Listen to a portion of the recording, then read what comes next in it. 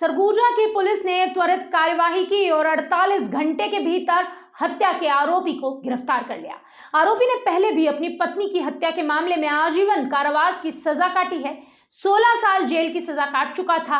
Police महानिरीक्षक Surguja range द्वारा एक विशेष टीम गठित की गई थी।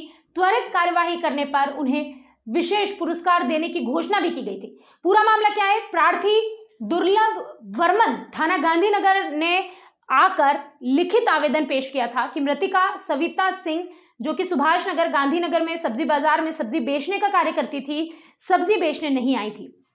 सविता सिंह को खोजने उसके घर गया जब प्रार्थी, तो उसकी मृतिका की पुत्री से सविता के बारे में पूछताछ की।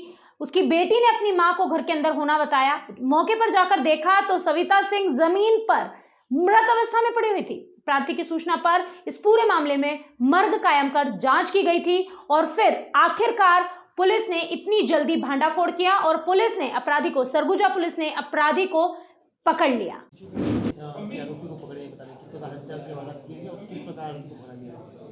मंगलवार को गांधीनगर थाना में शाम को सूचना प्राप्त हुई कि सुभाष नगर में रहने वाली मृतिका का एक महिला है जिसकी बॉडी जो है उसके घर में पड़ी हुई है। ऐसी सूचना प्राप्त होने पर तत्काल हमारे सीएसपी स्मृतिक राजनाला साहब और साथ में थाना प्रभारी और प्रशिक्षु जो डीएसपी हैं प्रशांत देवांगन, ये मौके पर पहुंचे हैं। पहुंचने पर वहां पर जो घटना स्थल पर जो बॉडी महिला की थी उसको बारीकी से निरीक्षण किया गया और साथ ही एफएसएल की टीम भी मौके पर पहुंची है।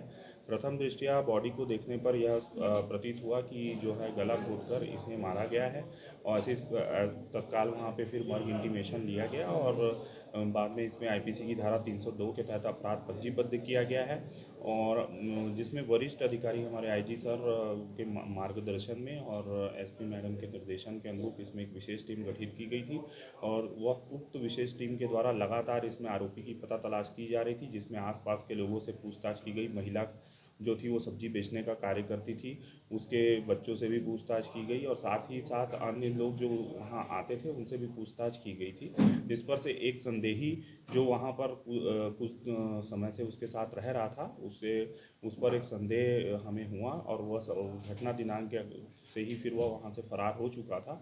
इस आधार पर उसे खोजबीन करके हम पिपरौली बलरामपुर से उसे पकड़ने में हमने सफलता प्राप्त की है और जब उसे घेराबंदी कर पकड़ा गया, उससे पूछताछ में उसने अपना अपराध कबूल किया है और उसने यह बताया कि वह जो है मृतिका के साथ कुछ दिनों से रह रहा था और वह मोबाइल में अन्य लोगों से, अन्य किसी व्यक्ति से बात करती थी, जिसके कारण उसको आपत्ति थी और वह उसे मना करता था, जिसके कारण उस दिन लड़ाई हुई और आवेश में आकर जो आरोपी कुंजलाल है उसके द्वारा मृतिका का गला दबाकर उसका हत्या करना उसने स्वीकार किया। इस आधार पर उसे गिरफ्तार किया जा रहा है और उसे माननीय न्यायालय के समक्ष रिमांड में पेश किया जाएगा।